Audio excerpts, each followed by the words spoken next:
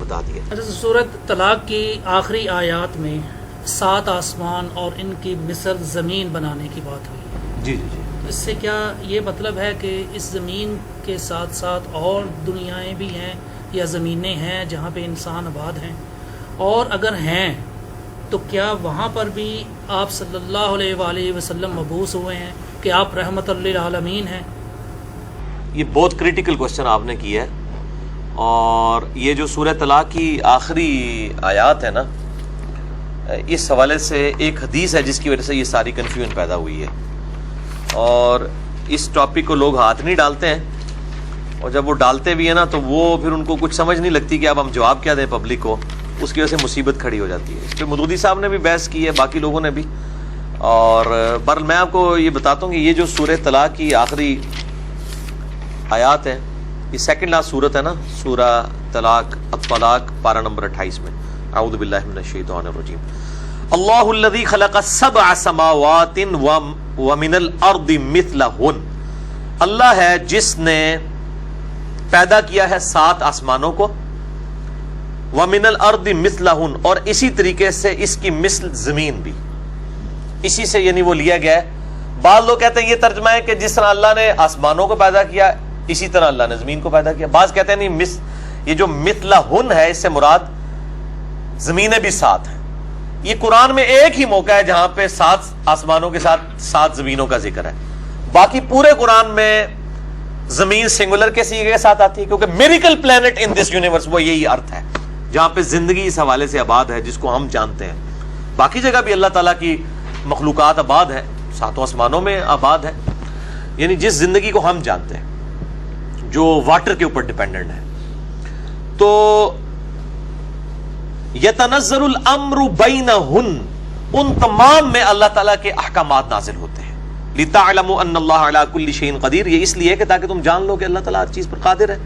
وان اللہ قد احاط بکل شیء علما، اور بے شک اللہ تعالیٰ نے ہر چیز کو اپنے علم سے گھیرا ہوا ہے، احاطہ کیا ہے۔ یہاں تک بات ہوتی ہے نا تو کنفیوژن نہ کریٹ ہوتی۔ اصل میں اس کانٹیکسٹ میں ایک حدیث ہے المستدرک للحاکم میں، کتاب التفسیر چیپٹر ہے، سورہ طلاق کی تفسیر میں المستدرک للحاکم کے اندر اسی کانٹیکسٹ میں ایک حدیث موجود ہے ابن عباس سے، ان کا قول ہے، حدیث موقوف۔ ابن عباس کہتے ہیں کہ جس طرح 7 آسمان ہیں اس طرح 7 زمینیں ہیں، یہاں تک تو بات ٹھیک ہے۔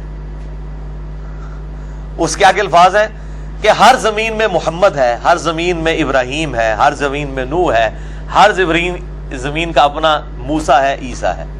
اب تو 7 تو محمد ماننے پڑ جائیں گے صلی اللہ علیہ وآلہ وسلم۔ تو یہ روایت ہے بڑی خطرناک، لیکن یہ روایت منقطع ہے، اگرچہ امام حاکم نے اسے بخاری و مسلم کی شرط پہ صحیح کہا ہے، لیکن اس میں جو ابو الضحیٰ راوی ہیں تابعی جو ابن عباس سے یہ روایت کر رہا ہے، وہ روایت انقطاع ہے، اس کے ابن عباس سے سماعی ثابت نہیں ہے۔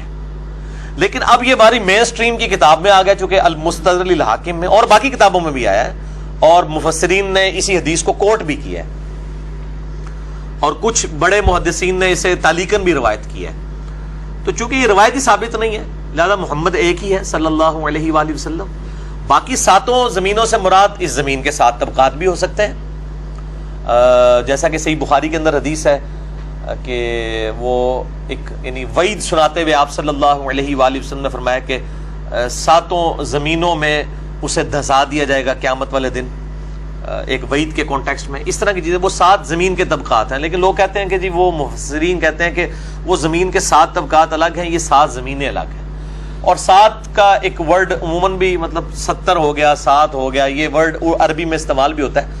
تو ہمیں کوئی نہیں، پلانٹس تو جناب بلینز کی تعداد میں، یعنی تقریباً 250 ارب گلیکسیز دریافت ہو چکی ہیں اس یونیورس میں، اور ہر گلیکسی میں 300 ارب سے زیادہ سورج ہیں، جن میں سے ایک سورج ہمارا ہی ہے ملکی وے میں۔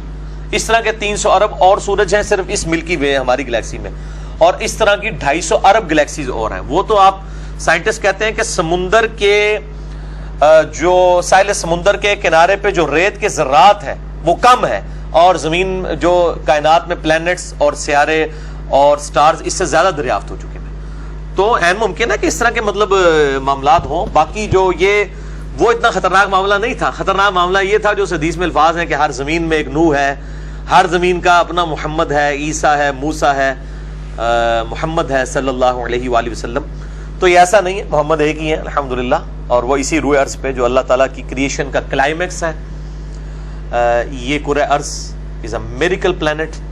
میرا اس کے اوپر لیکچر بھی ہے, who is Allah in the light of latest scientific facts, مسئلہ نمبر 60. اللہ کون ہے جدید سائنسی حقائق کی روشنی میں. تو یہ والا جو معاملہ ہے 7 زمینوں والا وہ یہی ہے. یہ اچھا ہو گیا, یہ بڑا امپورٹنٹ سوال تھا. اچھا سر, اسی طرح کہا جاتا ہے کہ خانہ کعبہ کے بالکل اوپر بیت المعمور ہے, کیا یہ بات صحیح ہے؟ ہاں ٹھیک ہے, صحیح. بخاری مسلم میں وہ جو واقعہ معراج والا میں نے لیکچر دیا ہے نا, اس میں موجود ہے, اور اس کا فرشتے طواف کرتے ہیں. اب یہ بالکل ٹھیک ہے. ذہن یہ کہتا ہے کہ وہ جو بیت المعمور ہے وہ اس پوری یونیورس کے سینٹر میں ہونا چاہیے. ذہن یہ کہتا ہے ایک مرکز. تو اگر یہ ذہن کی بات مان لی جائے تو اس کا یہ مطلب ہوگا کہ جو خانہ کعبہ ہے وہ بھی پوری یونیورس کے سینٹر میں ہے, کہ خانہ کعبہ اس زمین کے سینٹر میں بھی موجود ہے. دیکھیں جی, اتنی کہہ لوں, ابھی تو یونیورس کا سائز ہی ہمیں نہیں پتا, ہم کیلکولیشن کہاں سے کریں کہ جی وہ جو ہے وہ سینٹر میں ہے. باقی یہ ہے کہ جو اس وقت ہماری زمین ہے نا, اگر اس کا نقشہ اس طریقے سے پھیلا کے ریکٹینگولر ڈرا کیا جائے تو خانہ کعبہ شریف آلموسٹ سینٹر میں آتا ہے. ٹھیک ہے, تو چلیں یہ ایک بائی چانس بھی ہو سکتا ہے اور کوئی گاڈ کا پلان بھی ہو سکتا ہے. تو یہ ڈیٹیلز ہمیں نہیں بتائی گئی ہیں. بخاری مسلم میں جو واقعہ معراج سے متعلق احادیث ہیں جن میں آپ صلی اللہ علیہ وآلہ وسلم کا یعنی سدرۃ المنتہا تک جانا ہے, وہاں پہ بیت المعمور کا ذکر ہے کہ وہ فرشتے وہاں پہ طواف کرتے ہیں, وہ فرشتوں کا قبلہ ہے, اور جب فرشتے زمین پہ آتے ہیں پھر اس کا طواف کرتے ہیں اور ادھر وہ نماز ادا کرتے ہیں. تو مطلب اس طرح کی کوئی ڈیٹیل نہیں ہے کہ وہ کائنات کا کوئی مرکز ہے, اس طرح کی ڈیٹیلز نہیں بتائی گئی ہیں.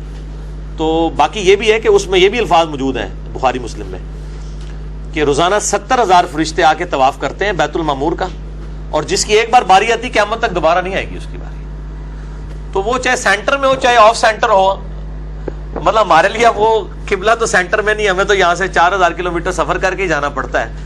ایک بار ہی زندگی میں جانا پڑے تو ان کے لیے تو امپورٹنٹ ہے جہاں سے مرضی. اور پھر فرشتوں کو پہنچنے کے لیے کوئی سینٹر میں ہونا یا کوئی ہٹ کے ہو, سڑک وہاں بنی ہو نہ بنی ہو, فرشتوں کے لیے تو کوئی مسئلہ نہیں ہے, وہ جہاں بھی ہو. اصل مقصد یہ ہے کہ ایک بتایا گیا کہ بیت المعمور ہے.